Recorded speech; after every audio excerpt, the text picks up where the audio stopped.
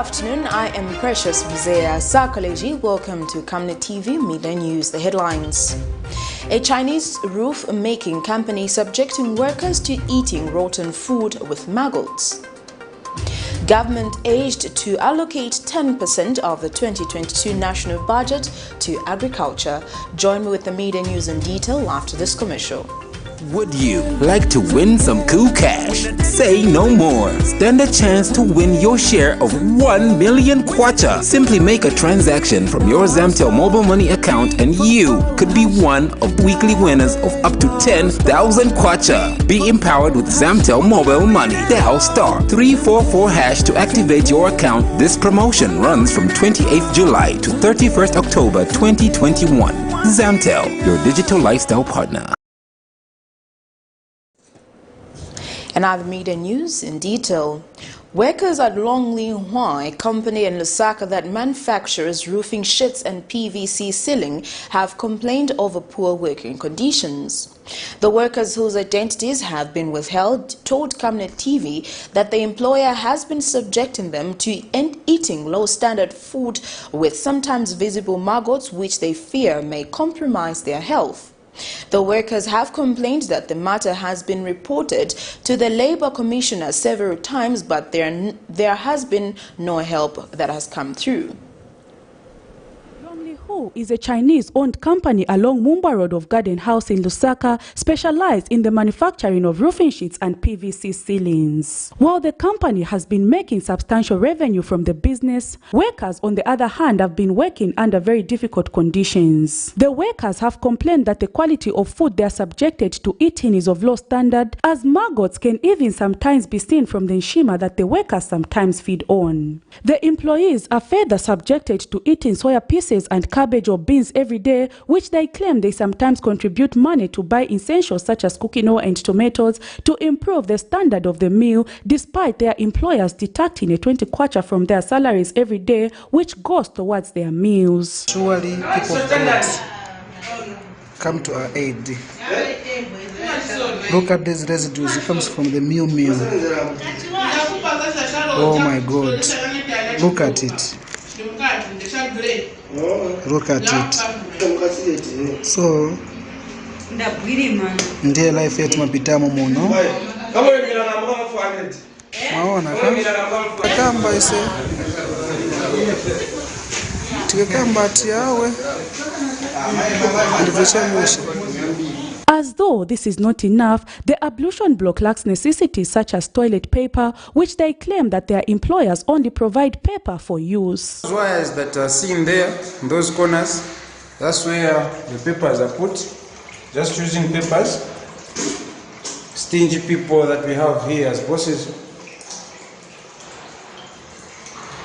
Just being stingy, failing to provide tissues, and where one can wash hands. A public tap. A public tap. Ba healthy, ba bwera ba healthy, ba bwera. Kulibeve mama chita ka? The workers have further told this reporter that they have reported the matter to the Labour Commissioner's office on several occasions, but that no help has come through. The workers are now calling on government to urgently send a team of inspectors to the premises to assess the condition under which they are subjected to work before a life is lost due to the poor working condition. And efforts to get a comment from the Labour Commissioner's office could not materialize by broadcast time, as the phone for the Commissioner's Public Relations Officer Godfrida Chandatisala was unreachable by broadcast time. Prudence Chota, reporting for Camnet TV News. People's Alliance for Change PAC President Antford Banda has described former Republican President's decision to retire from active politics honorable. Meanwhile, the Democratic Party DP has also welcomed the move, stating that there is need for old crop of politicians to emulate this and leave way for new entrants into the political scene. The People's Alliance for Change PAC has commended Zambia's 60th Republican President Edgar Lungu on his decision to step down from active politics and not contest the 2026 general elections, but instead hand over presidency of the Patriotic Front PF party, stating that there is no need for the old crop of politicians to be greedy by clinging to power. The former president made these statements Sunday. So what is the first? I want to rest. I've done my part, I've run my race. PAC President Andy Ford Banda was speaking to Camnet News. This country is in need of leadership.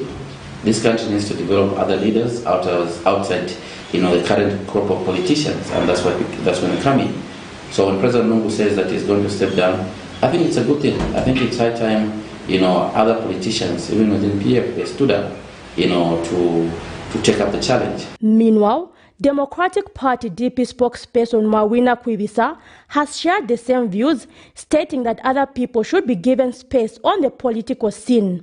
Mr. Kwibisa has also charged that most public institutions today in the country have lost relevance, hence the need to put up competence measures to ensure that these institutions remain useful to the country. We need a policy change in terms of the laws that we are looking at, in terms of competence and accountability for those officers. What is the role of ACC? We want to see, he's saying, are we empower ACC? The laws are already there that empower ACC. Are we measuring the competence, the delivery of ACC? That's what we are asking. We are saying this government is saying there are laws, but these laws have taken us to the doldrums.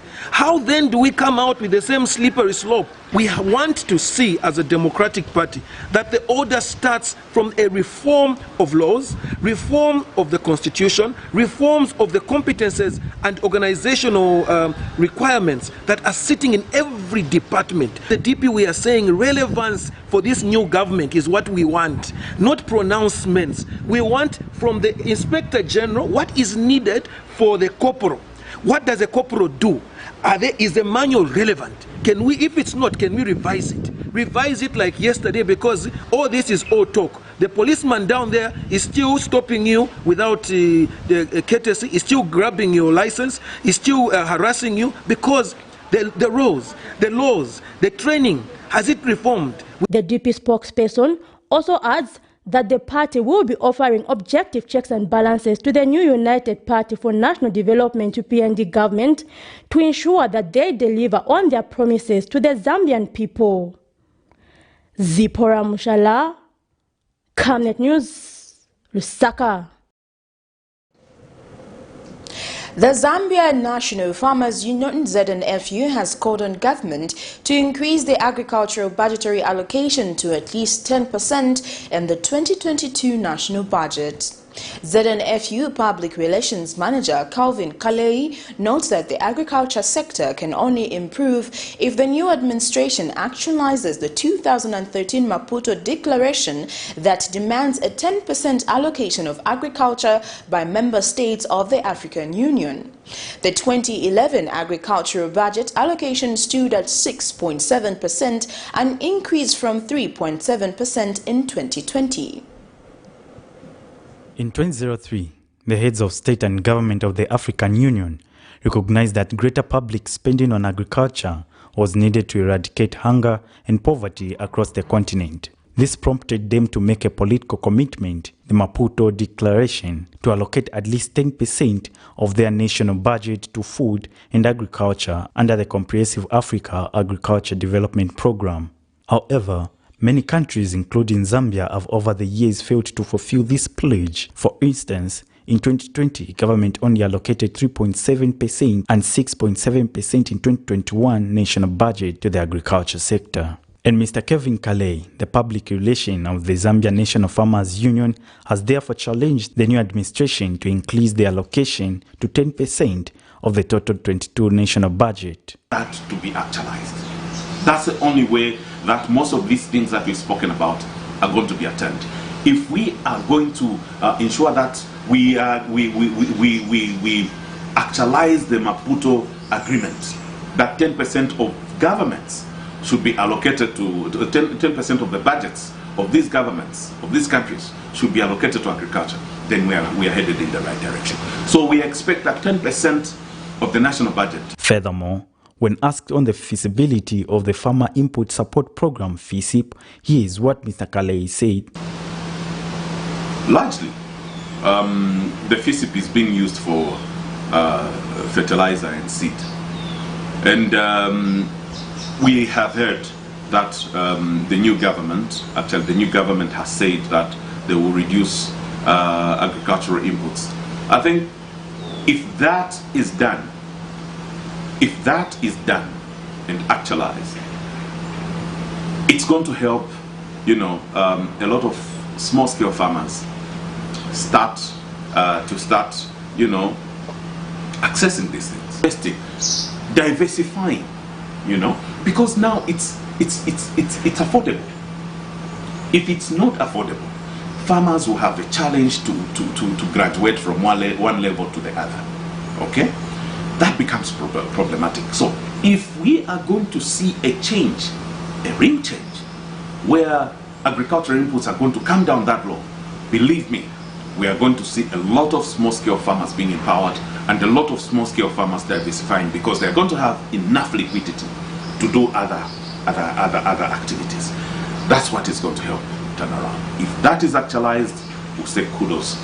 Mr. Kalei has since clarified that the agriculture industry is a vast sector that needs funding if it is to significantly improve going forward. Alex Shimba, Camnet News, Lusaka. Well, that news item brings us to the end of Camnet TV Midday News, but before we go, here are the headlines once again. A Chinese roof-making company subjecting workers to eating rotten food with maggots. Government urged to allocate 10% of the 2022 national budget to agriculture. I am Precious Mzea Sakaleji. Thank you for joining me. Remember to always wear your mask, avoid crowded places, wash your hands for at least 20 seconds or use alcohol-based hand sanitizer. Stay safe. Good afternoon.